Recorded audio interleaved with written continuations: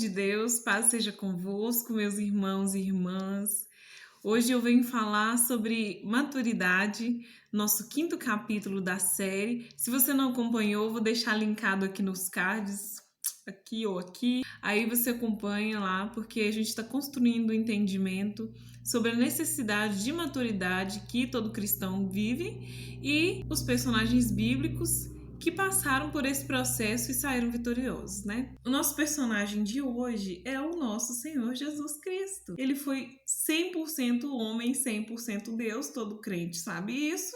Todo crente tem isso decorado, entendeu? Enfim, o que me leva a crer que o Senhor Jesus passou por um processo de maturidade, até que ele fosse sumo sacerdote de todas as nações. A própria palavra me dá respaldo de que o Senhor Jesus viveu o processo de maturidade. Quando ele tinha ali 12 anos, ele foi com seus pais ao Templo de Jerusalém, numa das 3 peregrinações anuais, que foi a Páscoa, e ele se perdeu dos seus pais. Os pais estavam um dia na caravana e deram falta do menino. O outro achava que estava com um, achava que estava com o outro e não estava com nenhum dos dois. Estava lá no templo, na casa do pai. Eles voltaram desesperados, né? Procurando pela cidade e acharam ele no templo, muito tempo depois. E ele disse: eu estava cuidando dos negócios do meu pai.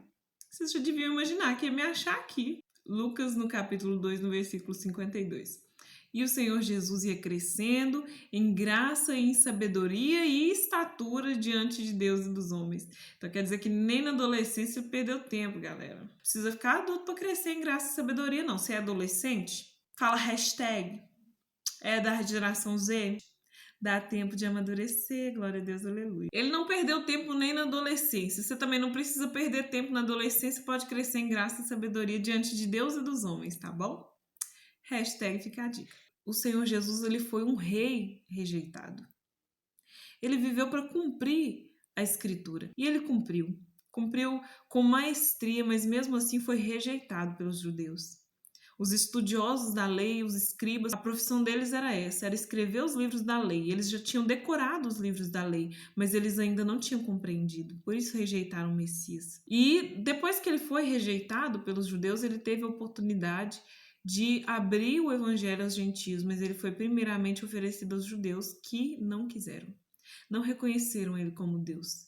Quão triste é quando a gente tem a letra, tem a escritura decorada, mas não tem ela no nosso coração. A gente não reconhece o Senhor Jesus quando ele nos aparece. Como é triste. Como o Senhor Jesus disse: Jerusalém, Jerusalém, que mata e apedreja os seus profetas e todos que a ti são enviados. Não reconhecestes o dia da sua visitação. Quão triste é isso? Quando o Senhor aparece para nós, quantas vezes ele se faz presente e a gente não discerne a presença dele? Quantas vezes a gente tem versículos decorados, mas não tem a presença de Deus na nossa vida? E começaram a pregar nas aldeias de samaritanos e nas cidades de Decápolis, onde ele libertou aquele endemoniado gadareno. Ele foi liberto e foi pregar o evangelho, porque é isso que a gente faz. Mas o que o Senhor Jesus viveu em toda a sua vida que me leva a crer que ele amadureceu? Ele passou por um processo. Ele não nasceu pronto, entendeu? Podia ter vindo aí na terra já com 33 anos, fazendo milagre, transformando água em vinho, multiplicando pão e peixe, andando em cima da água, mas ele decidiu nascer um bebê. Ele teve que mamar no peito, teve que aprender a falar, andar. Gente, o autor da vida, ele inventou as pernas e agora ele está aprendendo a andar. Você entende isso? Quão incrível é isso? Como que alguém se humilha a tal ponto? Ele desceu de toda a sua glória, sabe? Lá no mais altos céus, desceu até o pó. Até ser uma criancinha pequena, de colo, de peito, de não saber nada. De ser a coisa mais indefesa. Sabe? O rei dos reis, o senhor dos senhores, todo indefeso. Tanto que o reino das trevas achou que podia matar ele com um decreto de Herodes. E Deus deu José discernimento e ele fugiu para o Egito para cumprir a profecia que disse: do Egito eu tirei meu filho, glória a Deus e aleluia. O Senhor Jesus passou por várias provações. E a linha do tempo vai passando, chega o dia em que Jesus é batizado. Sabe o que significa batismo? Batismo significa arrependimento de pecados. Eu era ruim e agora eu quero me tornar uma pessoa boa.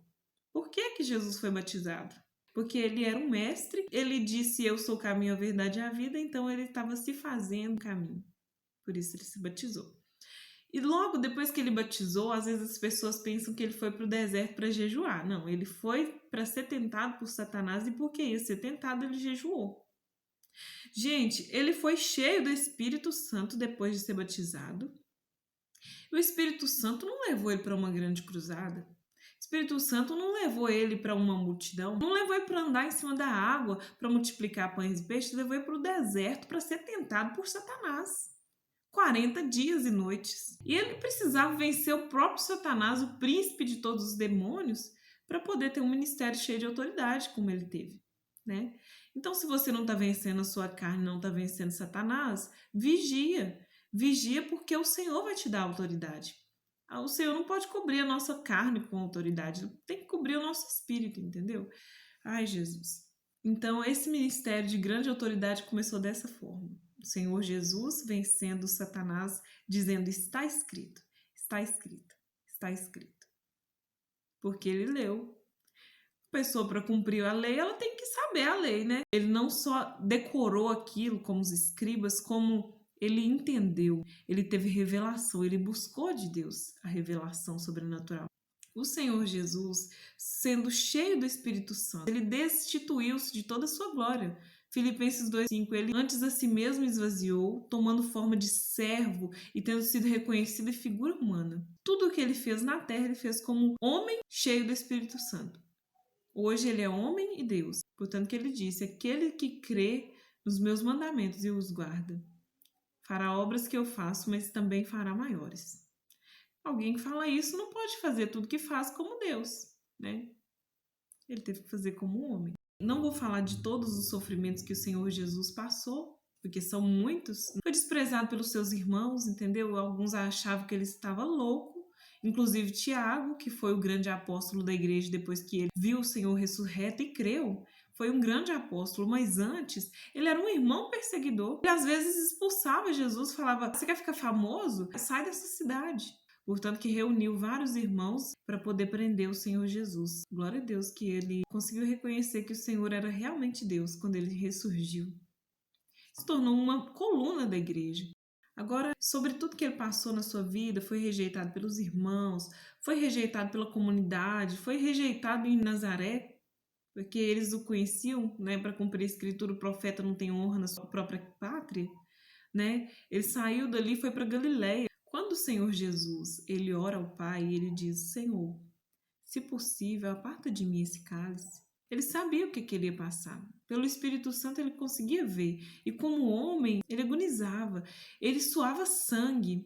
Uma pressão de quase morte mesmo. E essa é a agonia que Jesus passou. No ápice da sua agonia, ele disse ao Senhor: Pai, se possível, aparta de mim esse cálice. Contudo, não seja feita a minha, mas a sua vontade.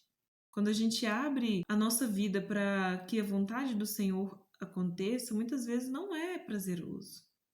Muitas vezes não é bom para a nossa carne, muitas vezes dói. Mas ele diz: contudo, não seja feita a minha, mas a sua vontade, que foi o que prevaleceu no final.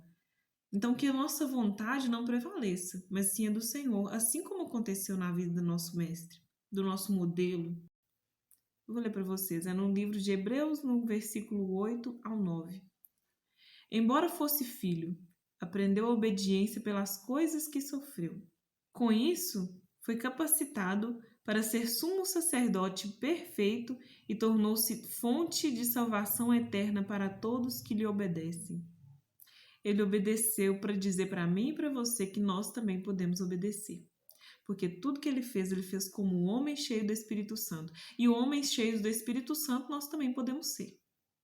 E é essa palavra que eu quero deixar para você, que nós possamos seguir ao Senhor Jesus de verdade, conhecer Ele, conhecer os evangelhos, ler a palavra, buscar o conhecimento que vem do alto, buscar a sabedoria e a graça, na mesma que o Senhor Jesus cresceu, que nós também possamos crescer.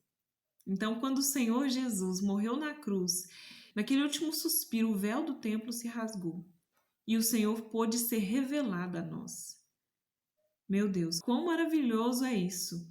Que o Senhor Jesus se revele a você, que o véu dos seus olhos seja tirado, que você conheça o Senhor Jesus, tenha capacidade, pelo Espírito Santo, de obedecer a palavra. Não é por força, violência, mas pelo Espírito. Nós não vencemos a nossa carne com a nossa própria carne, nós vencemos a carne com o Espírito. Que você possa ser capacitado pelo céu, crescer em graça e em sabedoria diante de Deus e dos homens. E se você tem curtido esse canal, se tem te abençoado, quero te pedir que você comente aqui embaixo o que está abençoando você, o que você gostou dessa série Maturidade. Ainda teremos aí talvez algum próximo capítulo, quem sabe? Se tem te abençoado esse conteúdo, compartilhe com seus amigos, com a sua família, com quem você deseja que seja maduro em Deus. E curte aí, deixa o joinha, porque assim o YouTube vai entender que esse conteúdo é relevante e vai continuar divulgando, amém? Eu não vou falar isso não. Ai, meu Deus, fico emocionada. Ai, deixa eu parar de falar, porque eu gosto mais de falar. Ai, glória a Deus.